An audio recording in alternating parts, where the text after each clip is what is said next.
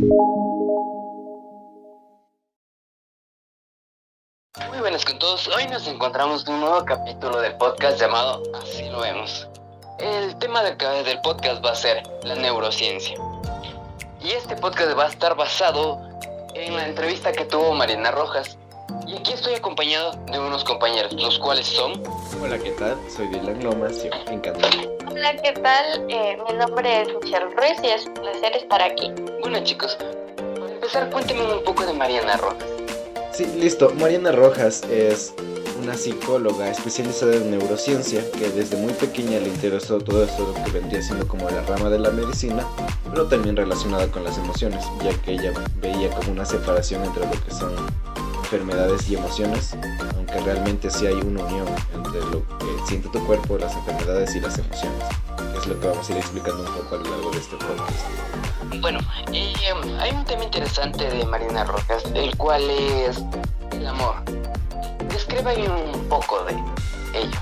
Bien, en sí, ella habla de que el amor es lo mejor en los momentos tristes o el dolor. Y en cierta forma se podría decir que es verdad, ¿no? Usualmente la gente sabe decir que el amor es lo mejor para los momentos malos y obviamente existen diferentes tipos de amor. Pareja, el romanticismo, el amor entre amigos y así en diferentes situaciones, ¿no? Pero lo que ella establece, como ya lo habíamos dicho, es que el amor lo es todo y que en base a algunas experiencias yo puedo decir que el amor sí puede curar algunas heridas que tuvimos en el pasado, algunos momentos en los que tenemos mucho dolor, mucho sufrimiento muchas veces porque es parte de la vida, lo que el budismo describe como samsara, esa parte de la vida en la que todo mundo sufre y es inevitable. Pero claro, para eso está el amor, y el amor en sus diferentes tipos. El amor hacia uno mismo, que es el autoestima, sin llegar al narcisismo, claramente. El amor hacia otra persona, el amor romántico, como ya lo describías, Michelle. Aunque claro que a veces la gente tiende a sobrevalorar este amor y a veces les juega en contra. Pero en caso de sí ser un amor recíproco, generalmente puede salir muy bien. O también un amor muy común, que es el amor entre tus relaciones personales, amigos, familia, etcétera, que no es un amor tan íntimo, por así decirlo, como el amor romántico, pero es una especie de amor mucho más general que se puede disfrutar sin arriesgar tanto. Por ejemplo, con el amor romántico arriesgas mucho y puedes acabar con el corazón roto, ¿no? Pero el amor hacia tus amigos, hacia tu familia, generalmente es incondicional. Como dice Michelle, el amor de una madre es enorme. También está el amor hacia nuestras creencias, nuestras ideologías, lo que pensamos. Y finalmente el amor hacia los recuerdos. Si en el pasado viví un buen momento, pues a mí me gusta ese recuerdo, lo amo y lo veo con nostalgia. Es como un mecanismo para volver a sentirte bien, por así decirlo. Sí, y para complementar un poquito, una idea que me recuerda es que yo había escuchado el hecho de que con respecto al amor propio, que si tú tienes amor propio tú puedes puedes amar a otra persona y yo creo firmemente en eso, porque en sí lo que yo pienso es cómo tú puedes dar amor a otra persona cuando lo tienes, cómo puedes dar estima a otra persona cuando tú no la tienes y en sí yo creo firmemente en eso de que si tú no, primero tienes que amarte a ti mismo y luego puedes dar amor a los demás. No sé qué piensan al respecto de ahí sale la frase, primero me quiero a mí mismo antes que los demás. Bueno, a veces justifico un poquito el narcisismo esa frase. No estoy muy a favor. Pero bueno, sí es verdad que primero hay que aprender a amarse uno mismo para poder expresar el amor hacia otras personas. Chicos, todo este tema va de las emociones. ¿Y estas emociones afectan a nuestro cuerpo? Pues sí, sí afecta mucho a nuestro cuerpo y es sobre todo dependiendo de la emoción que tengamos, ¿no? Si por ejemplo tenemos una emoción negativas principalmente, las que el ser humano atribuye como emociones negativas. Siempre suelo decir que las emociones no entienden de moral humana y no hay como emociones buenas o malas, pero sí es verdad que hay ciertas emociones que nos causan efectos negativos, como la ansiedad, la angustia, el miedo. Básicamente, ¿a quién no le ha pasado que cuando está intentando dar una exposición, cuando tiene algo que hacer importante, se pone muy nervioso y de repente tal vez sientes raro del estómago o tal vez de tanto nervioso que estás, te empiezas a olvidar las cosas? Y esto tiene que ver mucho con las hormonas que van surgiendo a partir de la reacción ante esas emociones, ¿no? Nuestro cerebro es un órgano que trabaja comunicándose pues con hormonas que regulan su trabajo. Y el hecho es que ciertos tipos de emociones, como la ansiedad, el miedo, generan dos tipos de hormonas principalmente, la adrenalina y el cortisol. Y estas hormonas, especialmente el cortisol, van a tener ciertos efectos a largo plazo en nosotros, ¿no?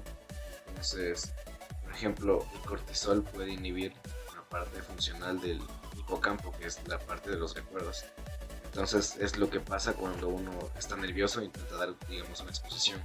Que con esas mismas hormonas que generó esa emoción, va a inhibir esa parte de la memoria y vas a recordar con más dificultad y por eso de repente te trabas o te olvidas y así. Sí, y con respecto a este tema, una anécdota personal, o más bien, no sé, algunas personas me han contado que cuando están con la persona que les gusta y cuando hay momentos que bonitos, de gran impacto para su vida, es como que luego ya no lo recuerdan. Y es lo que es ese mismo hecho que tú dices, ¿no? Que usualmente después ya no solemos recordar con tanta como pasó, ¿no? En el momento. Y también el hecho de sentir esa ansiedad cuando vemos a la persona que nos gusta o alguna persona que nos causa esas, como ese tipo, no sé, como lo dicen, ¿no? Las mariposas en el estómago. O no sé, una persona que pues no queremos tomar, que no queremos vernos. También existe esa ansiedad, ¿no? Bueno, Dylan, tú me contabas algo que era de la hormona de cortisol. Cuéntame más. Pues bien, sí, el cortisol es, como ya lo había comentado, una hormona que se segrega en respuesta pues a lo que serían estas emociones negativas. Estas, bueno, entre muchas comillas negativas, porque como digo, no hay que aplicarle sistemas morales a reacciones químicas del cerebro, ¿no? Pero lo que pasa con el cortisol es que es una hormona de alguna manera que busca responder a estos estímulos de una forma en que podamos correr o huir. Esto tiene una base un poco, remontándose un poco a lo primitivo, ¿no? Cuando nuestros ancestros muy en el pasado veían, digamos, un león, ellos se ponían nerviosos y segregaban todo esto que es el cortisol. ¿Qué es lo que va a hacer el cortisol? Pues va a hacer que prepare el cuerpo para defenderse, pelear o huir. Es por eso, por ejemplo, que pasan ciertas cosas como que tenemos los músculos más tensos, empezamos a respirar de forma diferente, el pulso cardíaco cambia, etcétera, porque tu cuerpo se está preparando para ello. Claro que actualmente no tenemos que huir de un león y nuestros problemas son un poco más complejos. Entonces, nuestros problemas ahora, los que activan este cortisol, son diferentes. Sin embargo, la respuesta va a seguir siendo la misma, la de correr o huir. Por eso pasan cosas que, por ejemplo, se nos cae el pelo si estamos mucho tiempo con este cortisol alto, ¿no? Que es lo que se conoce también como poquito sería el estrés de la vida cotidiana. Con este cortisol alto, por ejemplo, se puede caer el pelo. ¿Por qué? Porque el cortisol no da prioridad al pelo. Si tú tienes una situación en la que tienes que huir, el pelo no lo necesitas. O por ejemplo, lo que pasa a veces con contracturas musculares o que la gente dice, uy, hoy me siento tenso y así, por el mismo hecho de que el cuerpo se está intentando preparar para huir. O lo mismo con las arrugas de la piel. El cortisol no le interesa que tengas una piel tersa y de telenovela cuando tienes que huir. Pero claro, no tenemos que huir. La sociedad actual trabaja de forma diferente, pero aún así las reacciones siguen siendo las mismas. Y podríamos decir, ¿no? Que en vez de huir de los leones, por así decirlo, ahora huimos o tratamos de estar alerta a los problemas del diario vivir. Entonces estamos constantemente preparados para, no sé, tratar de buscar soluciones para los problemas del diario vivir y y que cada vez, no sé, nos palpita el ojo, que se nos cae el cabello, tenemos problemas de salud, ¿no? Entonces ahora podríamos decirlo que en vez de los leones son los problemas de la vida diaria. Claro, pero también aquí hay un tema. ¿Qué tan reales son estos problemas? Existe la dicotomía entre lo real y lo imaginario. Nuestro cerebro no distingue lo imaginario. O sea, por ejemplo, voy por la calle de noche en estos barrios de Latinoamérica. Por ejemplo, yo voy con la mentalidad de que me van a robar. Yo estoy ahí, estoy bien dentro. Hasta pues llegar a un lugar seguro, no sé qué afecte. Ya, sí, bueno, esto depende mucho de cómo se da la percepción de los peligros, ¿no? Como tú comentas. El hecho es que hay unos peligros reales y otros que nos sugestionamos en el cerebro. El hecho es que, por ejemplo, existen ciertas cosas tangibles que tú puedes decir, esto es una preocupación real, esto es un problema real. Tener un familiar en el hospital, tener una enfermedad o, no sé, algún accidente que haya pasado, son problemas reales que te causan todos estos problemas de humor, ansiedad, que te elevan los niveles del cortisol, ¿no? Pero hay otros problemas que no son tan reales, problemas que son más bien infundados o que nuestra mente dice, ¿y si pasa esto? ¿Y si pasa lo otro? Como tú dijiste, ¿y si me roban? ¿Y si no alcanzo a presentar el bebé? En el caso de los estudiantes. ¿Y si el día de mañana no amanezco vivo? Son este tipo de cosas que, por muy graciosas que suenen, a veces nos pasan por el cerebro, ¿no? Pero nuestro propio cerebro no tiene mecanismos para discriminar, para decir, sí, esto es una amenaza real, esto es una amenaza falsa. Y ambas van a activar el mecanismo de respuesta del cerebro, que es en este caso el cortisol y la adrenalina. El problema radica es que si no estamos constantemente activando este mecanismo, vamos a generar un desequilibrio en toda esta hormona que es el cortisol. El cortisol es una hormona cíclica, tiene que bajar en las noches para que podamos dormir y luego ir aumentando poco a poco para que podamos despertar y luego volverse a normalizar.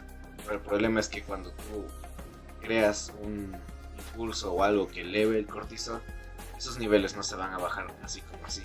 El cortisol se eleva, pero tarda en recuperar sus niveles normales.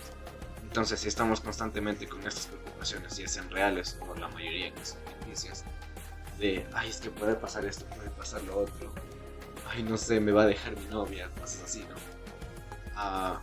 Esas constantes preocupaciones van a provocar lo que Mariana denomina como intoxicación de cortisol, que genera todo una gran gama de problemas, como los problemas relacionados al cortisol, caída de cabello, que de repente afecta un poco el estómago, etcétera, etcétera. Esto, ¿qué pasa si es que estoy con estos sentimientos que tú describes por un periodo largo de tiempo? Bien, como dijo Dylan anteriormente, tenemos varias consecuencias, ¿no?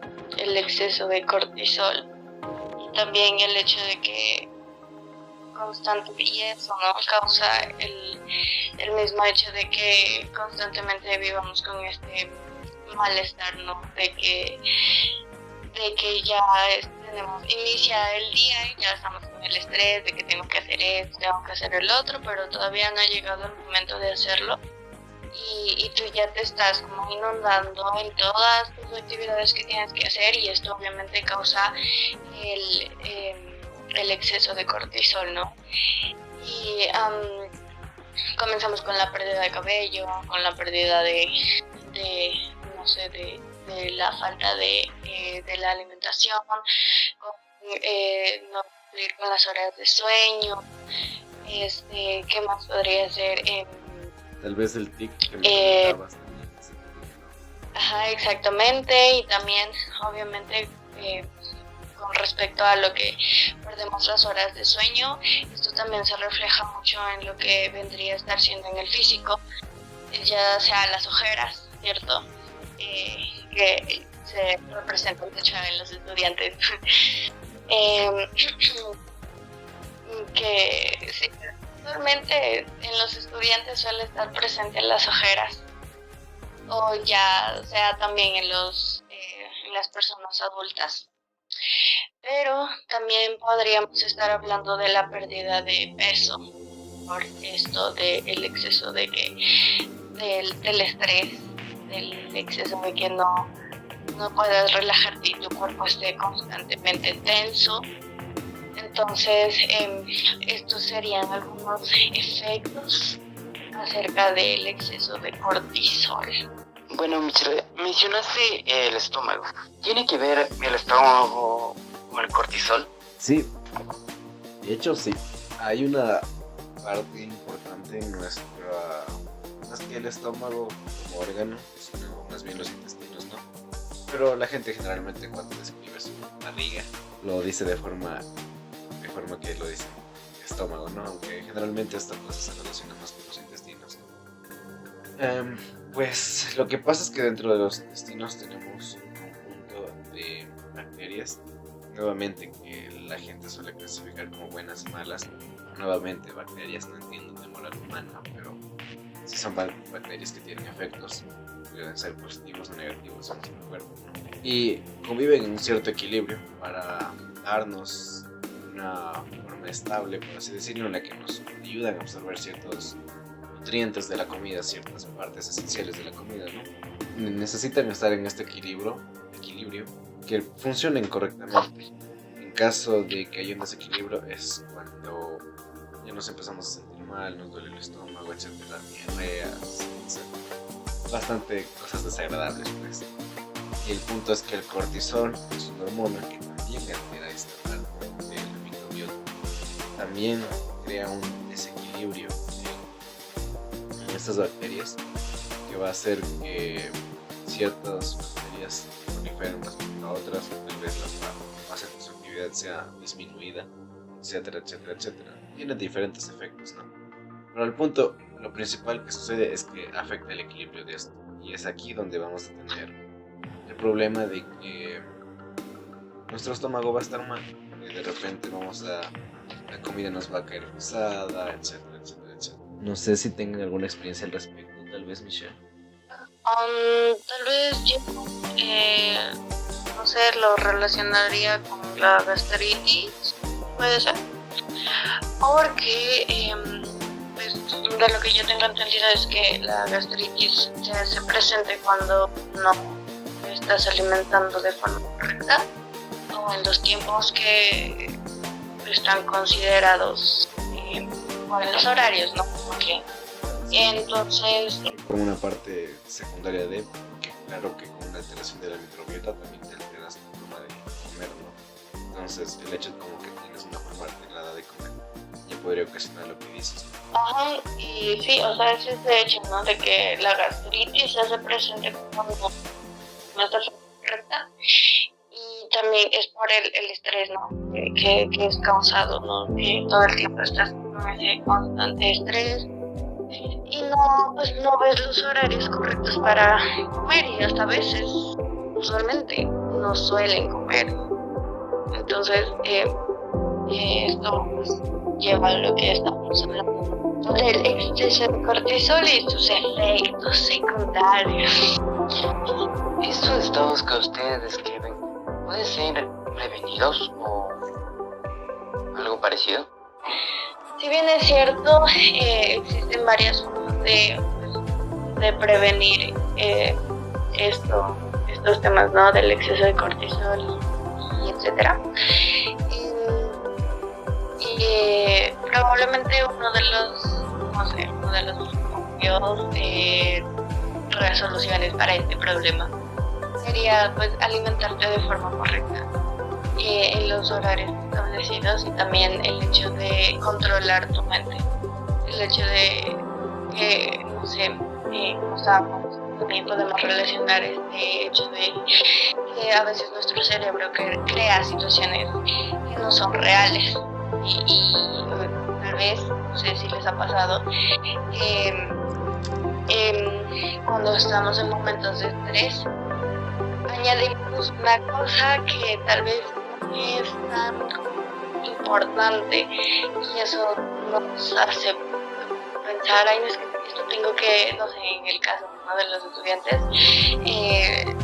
comienzan a pensar en todas las cosas que tienen que hacer y, no sé, de repente les añade una tarea, pero que esa tarea o ya la había hecho o ya la cancelaron o es para la próxima semana, pero está con ese constante estrés y entonces comienza a decir, ay, no, es que tengo que hacer esto y que tengo que hacer esta tarea para el día de mañana, y comienza a crear las situaciones que no vendrían a estar siendo reales. Y este hecho también podríamos relacionarlo con el hecho de que tienes que aprender a controlar tu mente, tu cerebro, y poner en orden todas tus ideas, poner en orden todos tus horarios, tus tareas, ¿no? O las cosas que tengas que hacer en el diario vivir. Y de esta forma, como lo dijo la doctora, tú vas a comenzar a controlar más a tu cerebro y vas a evitar muchísimos problemas, ya sea el exceso de cortisol, ya sea los efectos secundarios, la pérdida de cabello, los tics en el ojo, la gastritis y todos estos efectos. Con esto, ¿la comida y el sueño tiene algo que ver? Sí, mucho.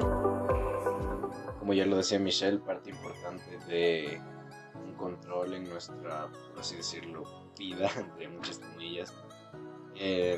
Si queremos que estos efectos negativos del cortisol no se hagan presentes, también tenemos que poner en cuenta mucho la alimentación, el comer sanamente, sin obsesionarse, claramente. De hecho, es una parte que me gusta mucho de la entrevista, donde ella habla sobre la comida, pero dice que tampoco es necesaria una obsesión increíble por esto, ¿no? Tampoco tienes que estresarte por qué voy a comer y contar cada caloría, ¿no? Pero pues sí es importante tener un régimen alimentario sano. Y sobre todo dormir, y mucho se ha perdido en la sociedad de la cultura del buen dormir, ¿no?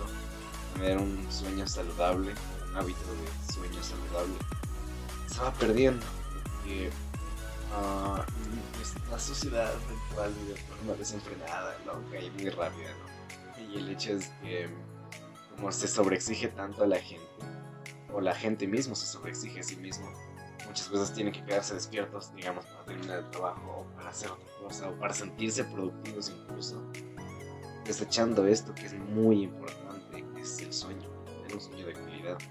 Y para tener un sueño de calidad es muy importante también alejarnos un poco de las pantallas, ¿no?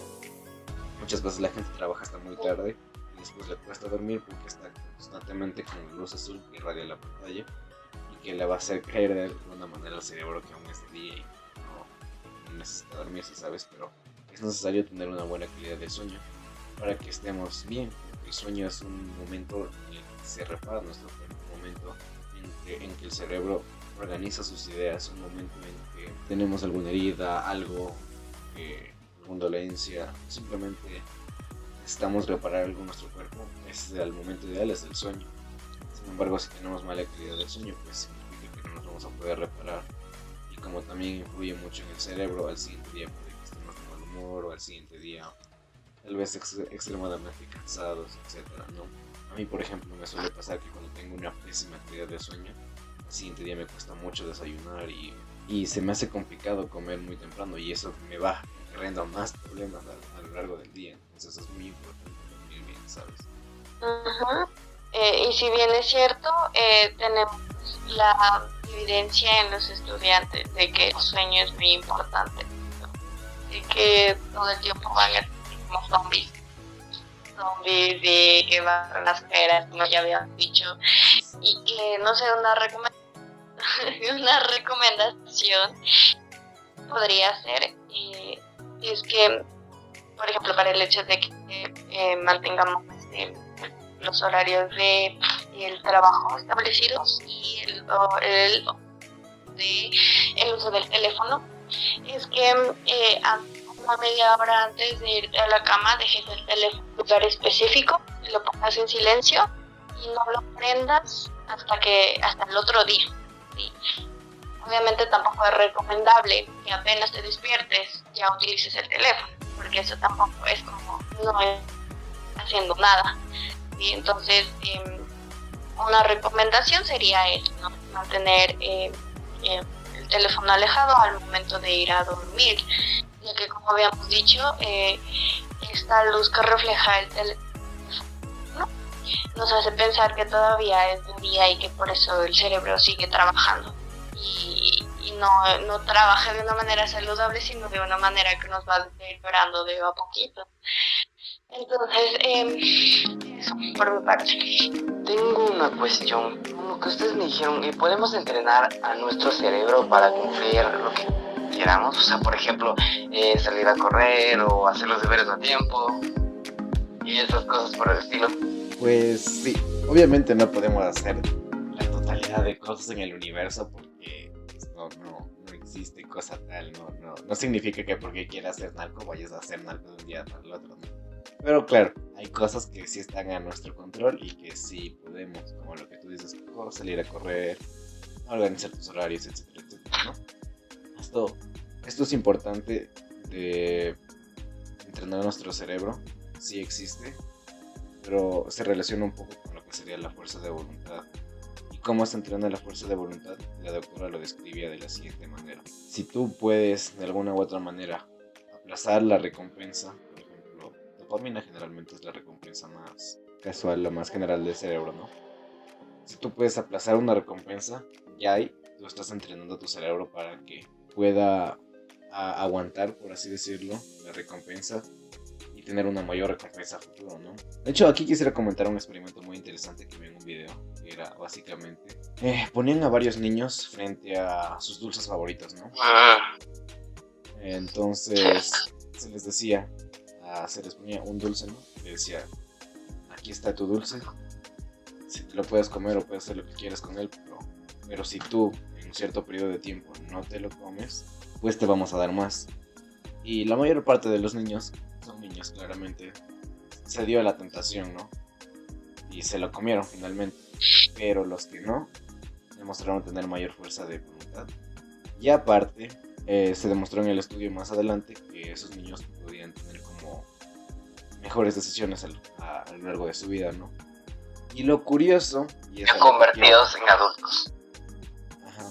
Y lo que quiero llegar con esto, lo curioso es que no significa que esos niños que no comieron el dulce era porque tenían una fuerza de voluntad, deseos de Dios, que miraban el dulce y tenían así tanta fortaleza mental para no comerlo, no. También aplicaban mecanismos como la distracción, se ponían a ver otra cosa, se ponían a jugar, ignoraban el hecho de la existencia del dulce, ¿no? Y después obtenían su recompensa.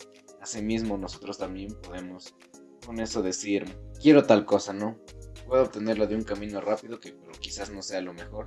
Puedo aplazarlo y concentrarme en otras cosas. Y luego al final lo voy a hacer de manera más eficiente y obtener esta cosa, ¿no? Digamos, a lo mejor quieres... No sé, a lo mejor te provoca mucho comer cierto... o inhalar cierta sustancia, ¿no?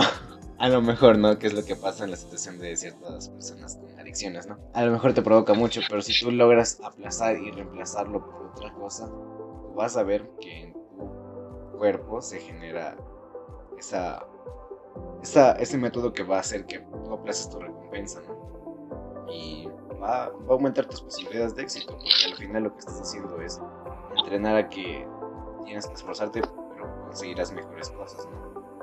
Aunque bueno, en la situación de los drogadictos es un poco más complicado porque ellos tienen dañados ciertos sistemas en su cuerpo, pero entiendan el ejemplo. ¿Algo que comentar, Michelle? Sí, si bien es cierto, nosotros podemos comenzar para comenzar a controlar nuestro cerebro y comenzar a hacer las cosas de una forma correcta, la mejor idea sería generar hábitos buenos, hábitos saludables para nuestra vida, ya que queremos cambiar esta mentalidad de puro estrés y de que tengo que hacer las cosas y todo esto, efectos secundarios del cortisol.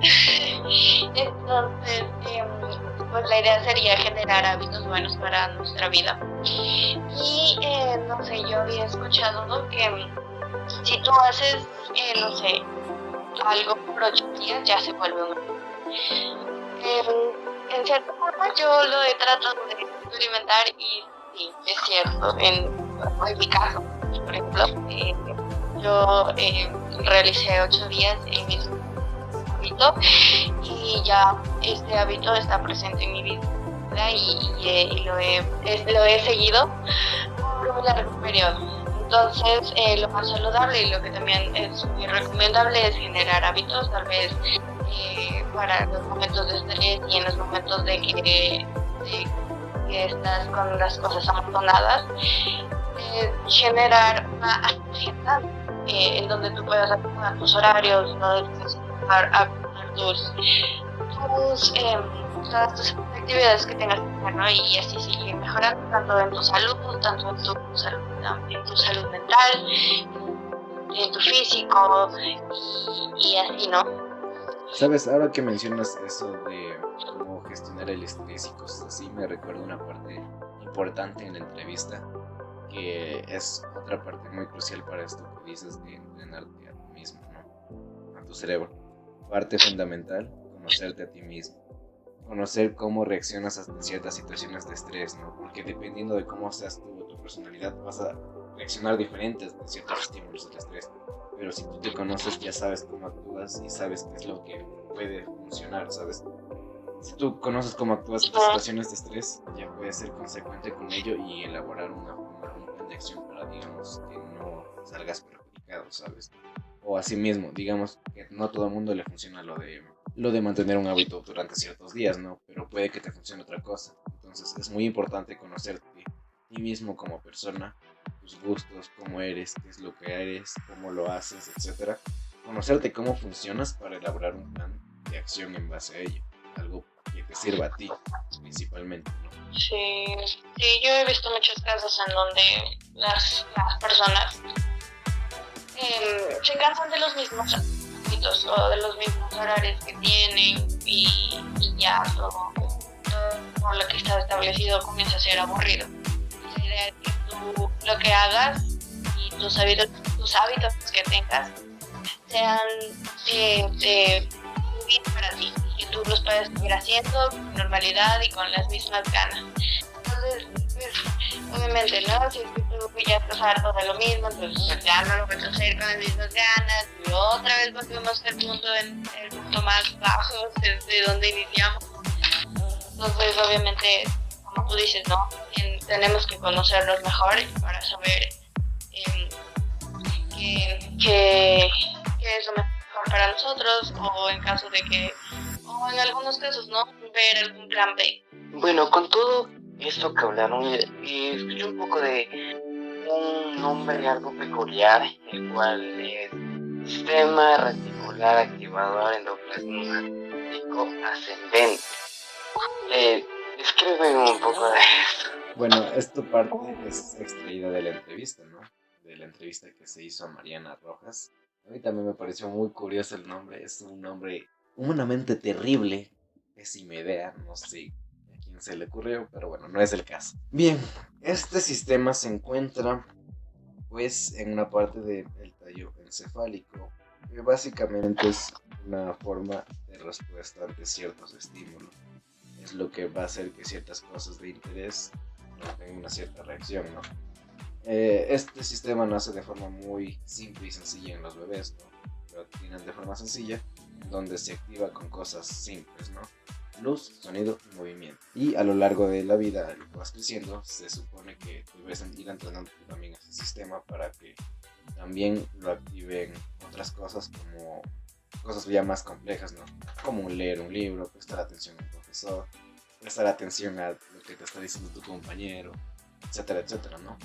Pero hay un problema muy contemporáneo y actual, que se llama teléfono, smartphone. ¿Qué es lo que tiene un smartphone? Pues luz, sonido y movimiento.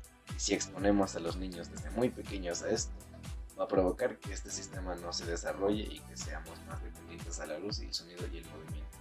Es por eso también que es una recomendación muy importante el alejarnos un poco de las pantallas, ¿no? Porque al final no vamos a desarrollar mucho esta parte que necesitamos, pues, para tener atención en nuestra vida, para poder concentrarnos en cosas que no sean importantes. Entonces, una parte también para que se dé un desarrollo importante en este sistema, un nombre chistoso y complicado, un remedio, por así decirlo, o algo que se puede aplicar para contrarrestar un poquito estos efectos de la luz de los teléfonos, etcétera, es concéntrate en otras cosas, lo que se llama mindfulness, que se trata de concentrarte activamente en cada cosa que estés haciendo. Y si estás comiendo, concentrarte en el sabor y la textura de las cosas. Y si estás escuchando música, escuchar cada tonalidad, cada sonido, cada nota, cada acorde, cada cuerda. Uf, de verdad que es recomendable a las personas que les guste la música como a mí. Es lo más hermoso que existe en la vida. Pero esta concentración lo que va a hacer es desarrollar pues esta percepción, ¿no? Estos estímulos de los diferentes sentidos para que nos ayuden a que también activen esta parte del sistema, ¿no? Entonces, en base a todo esto podemos saber que tenemos mecanismos en nuestro cerebro que nos pueden guiar a nuestras metas y a nuestra felicidad. Y una parte importante y con lo que quiero cerrar este capítulo es una fórmula que describe Mariana para alcanzar lo que queremos, ¿no? Que es conocimiento más pasión más voluntad. Perdón, conocimiento más el proyecto de vida más voluntad. Todo esto multiplicado por la pasión. Y así es lo que vamos a tener éxito. Todo esto es igual al éxito. El conocimiento, tu proyecto de vida y tu voluntad se suman. Porque son las cosas de conocimiento tangibles tangibles e intangibles que te pueden ayudar a describir cómo va a ser tu proceso. Pero la pasión multiplica y es clave. ¿Por qué la pasión multiplica? Porque si no haces las cosas con pasión, obviamente no lo vas a hacer con tanto interés, con tantas ganas, pero la pasión es lo que mueve, es lo que hace que realicemos todas estas acciones en pro de nuestra mejora. Entonces por eso es muy importante, si bien es muy importante la voluntad, el conocimiento y tener un proyecto de vida, tener tus planes, es muy importante que no abandonemos la pasión, porque la pasión es lo que multiplica todo esto, ya que es lo que nos da esa fuerza, ese motor que nos permitirá impulsarnos. Muy bueno, espero que les haya gustado. Con esto acabamos el podcast de Así lo vemos.